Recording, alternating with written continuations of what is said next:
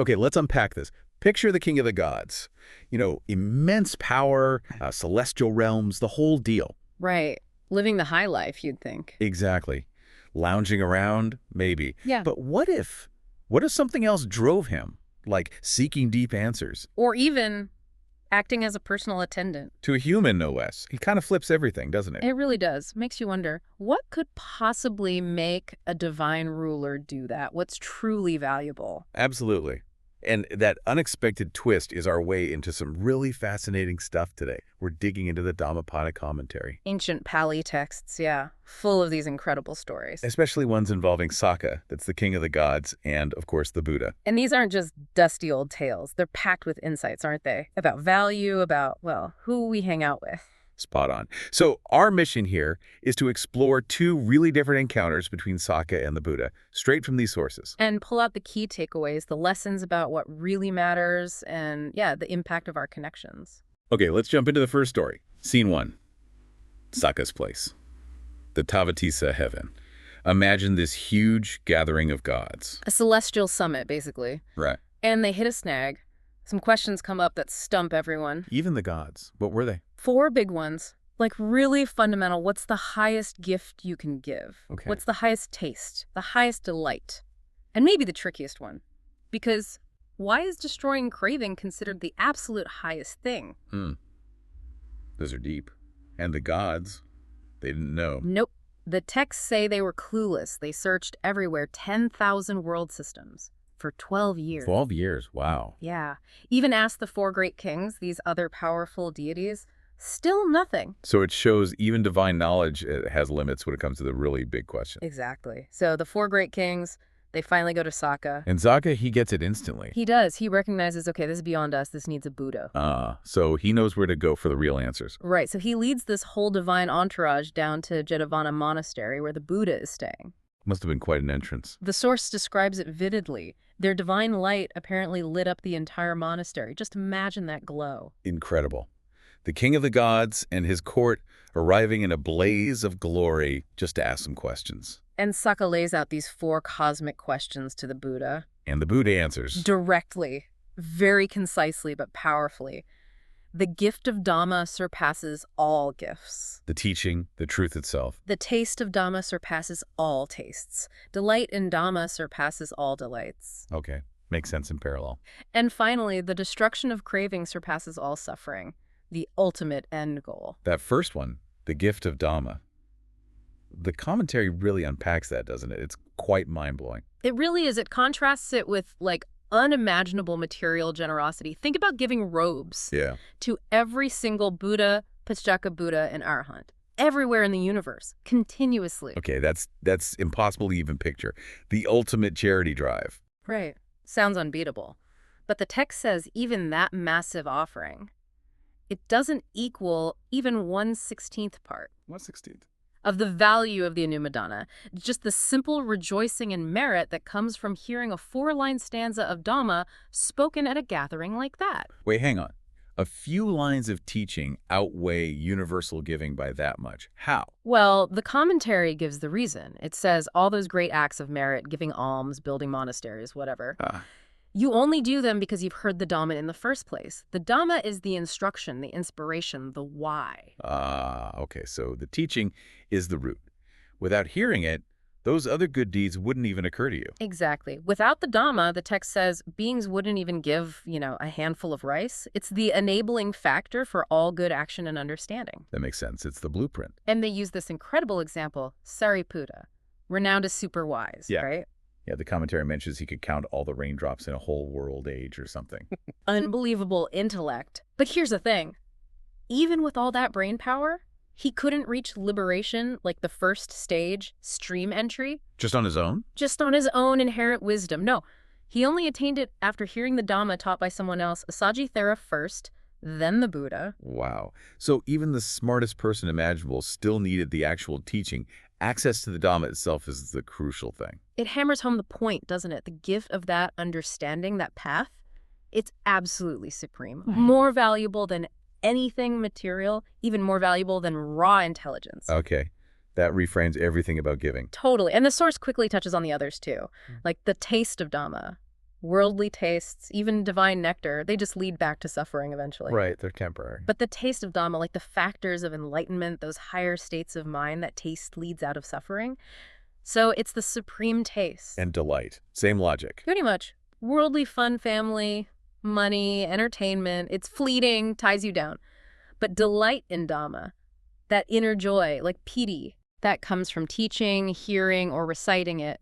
The commentary says it can give you goosebumps, bring tears to your eyes, and that delight leads towards ending the whole cycle, towards arahantship. So, yes, supreme delight.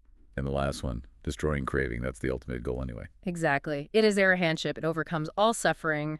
Can't get more supreme than that. So the Buddha lays all this out for Sakka and the gods. What happens next? Instant impact. The source says right then and there, as the Buddha finished explaining, 84,000 beings in that assembly attained understanding of the Dhamma. 84,000. Just from hearing that. Shows the power of clear teaching, doesn't it? Definitely. And Sakka, was he satisfied? He was, but he had a follow-up. Seeing how powerful this Dhamma gift was, he asked the Buddha a favor. Oh, what was it? He asked the Buddha to instruct the monks, the Sangha, that whenever they teach the Dhamma, they should share the merit they gain from doing so with all beings. Share the merit of teaching. That's interesting. Yeah, like recognizing the act of giving the Dhamma creates huge merit. He wanted that goodness to spread out universally. And did the Buddha agree? He did. He told the monks, from then on, after any Dhamma teaching, big or small, share the merit. Wow. Okay, so that first story sets the stage for the absolute value of the Dhamma. But then things take a very different turn, right? This is where it gets maybe even more personal. Yeah, this next story gives us a completely different angle on Sakka and the Buddha. It's less about cosmic questions and more about, well, devotion and who you associate with. Where does this one happen? We're in a village called Vivagama, and the Buddha isn't well. The source mentions a specific blood-related illness. So the Buddha's sick, needing care. And who realizes this? Sakka, way up in his heaven, and he thinks, it's right for me to go attend to the Blessed One. The king of the gods himself decides to be the nurse. Pretty much. The source says he decides Gilanupahana Katu Vatati. It's fitting for him to do this sick attendance. That's quite something. What does he do? He shrinks his divine form way down the text, gives a specific measure, 3 gavutas, so he's not overwhelmingly huge, presumably. Right. Then he approaches the Buddha, pays respects, and starts massaging the Buddha's hands and feet. Just like that. Humble service from the ruler of the heavenly realm. Incredible devotion. And then there's this really poignant conversation. The Buddha asks, who are you? He doesn't recognize him in the smaller form. Apparently not immediately. Sakka identifies himself, and the Buddha asks, basically, why are you here? He points out 2 things. Okay. First, gods usually find the scent of humans repulsive, like a corpse tied around their neck, even from miles away, 100 yojanas. Yikes. Okay. And second, the Buddha says, look, I have monks here to attend to me, kind of like, you don't need to put yourself through this discomfort. Makes sense. So what does Sakka say? This is the amazing part. Sakka says he didn't come because of any physical scent.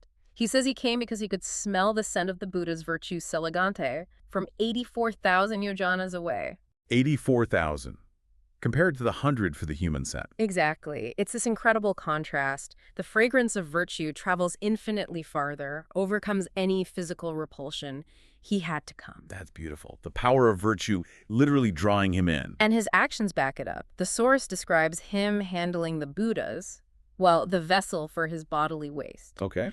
And it stresses he places this vessel on his head to carry it away. On his head. Yes, and does it with absolutely no sign of disgust. Not even a grimace, "Mukasoko kanamatapi and nakasi." He carried it, the text says, as if he were carrying a pot of the finest perfume. Wow.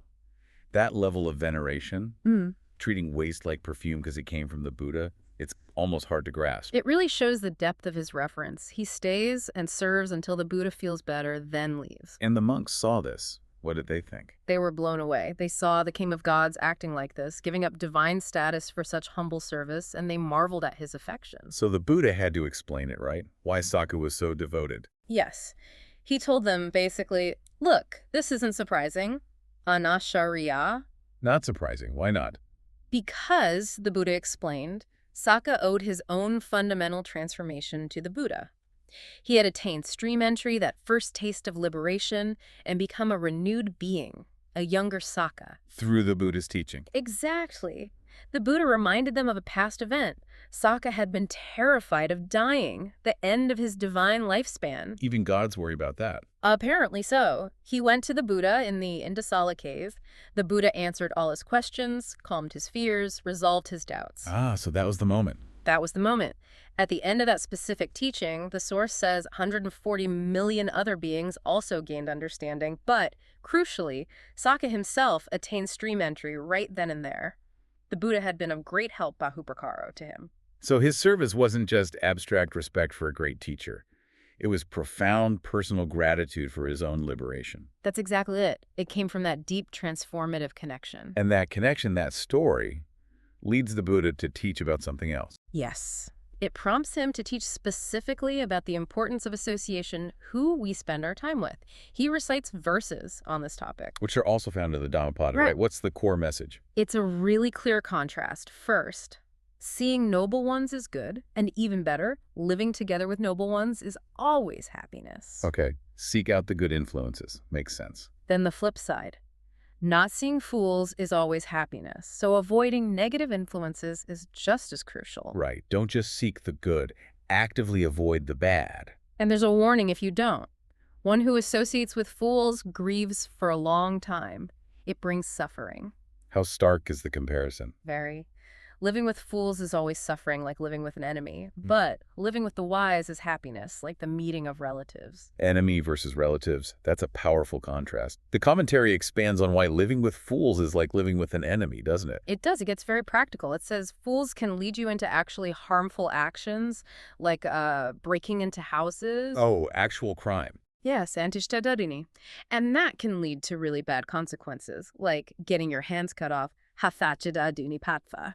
So it's not just feeling bad, it's getting drawn into real danger. The commentary compares it to living with a venomous snake. Okay, so the warning is serious. It's about avoiding paths that lead to actual ruin, not just bad vibes. Exactly. But on the positive side, living with a wise person, pachidana, it brings that genuine happiness, sukho, like the warmth and joy you feel when you meet beloved family, pianyatana samagamo. And it's not just about passively being near them. No, the commentary points out that being able to actively attend to them, to serve them, that's also beneficial for you. It helps you grow. So actively engaging with and supporting wise people is part of the benefit. Right. So putting it all together, because fools bring suffering and the wise bring happiness, the verses conclude with direct advice. Therefore, you should associate with a good person with good wisdom, Sapurisas Sumda. And does it say what that means? What makes someone a Sapurisas Sumdai? Yeah, the source lists qualities to look for. Someone resolute, someone wise both in worldly things and the path to liberation learned, dutiful in their practice, virtuous in their conduct, disciplined, and noble, meaning free from defilements. That's quite a checklist. High standards. It is, but it gives you a clear picture, and there's this beautiful analogy at the end for how to associate with such a person. What's that? It says, associate with such a good person. Like the moon follows the path of the stars. Like they are your steady guide, your constellation to navigate by. Keep them consistently in view. Exactly that. A constant guiding presence on your path. And again, what was the effect of this teaching? Same as before, immediate results. The source says at the end of this discourse, many in the audience attained noble fruits, stages of enlightenment like stream entry and beyond. So, bringing these two stories together now, what's the overarching message clicking into place?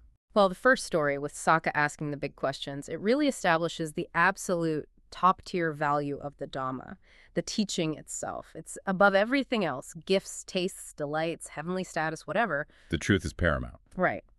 But then the second story, with Sakka's incredibly humble service, that highlights the profound importance of the people who embody and teach that Dhamma, the wise, the noble ones. Like the Buddha himself. Exactly. Sakka's own transformation, his stream entry, his deep devotion, it all stemmed directly from hearing the Dhamma from the Buddha and being in his presence, associating with him. So it's the Dhamma, yes, but also the connection to those who live it. Precisely. You need the map, the Dhamma, but having a reliable guide, someone who knows the terrain, makes all the difference. The path to real happiness involves both understanding the truth and choosing your companions wisely. avoiding those who lead you astray, seeking those who uplift you. So what does this mean for you, listening to this? How can you actually use this? Well, first, maybe take a moment to really consider what you value most. Is it fleeting things, or is it seeking deeper understanding that Dhamma? These stories suggest prioritizing wisdom is key. And second, maybe take an honest look at your associations. The people you spend time with, family, friends, colleagues, even online communities. Yeah, do they generally pull you towards kindness, wisdom, and well-being? Or do they subtly, or maybe not so subtly, nudge you towards negativity, distraction, or things that ultimately cause suffering, like those fools the text warns about? It's about consciously choosing to cultivate connections that support your best self, and maybe gently distancing from those that don't, prioritizing learning and virtue over just passing pleasures. It's a constant balancing act, but these stories suggest it's one of the most important things we can do for our own well-being and progress. Our social environment really shapes us. So, wrapping up, we have the king of the gods himself, immense power, divine status, but none of that brought him liberation. No, it was hearing the Dhamma and his connection with the Buddha that truly transformed him. Which really leaves us with something to think about, doesn't it? Definitely. If Sakka, this incredibly powerful being, benefited so profoundly from the Dhamma and from wise association, what could seeking those things do for you? What doors might open if you prioritized wisdom and good company just a little bit more in your own life? Maybe think about one small step you could take today. Maybe read a bit of teaching or reach out to someone you know who embodies those positive qualities. What could that one small step change?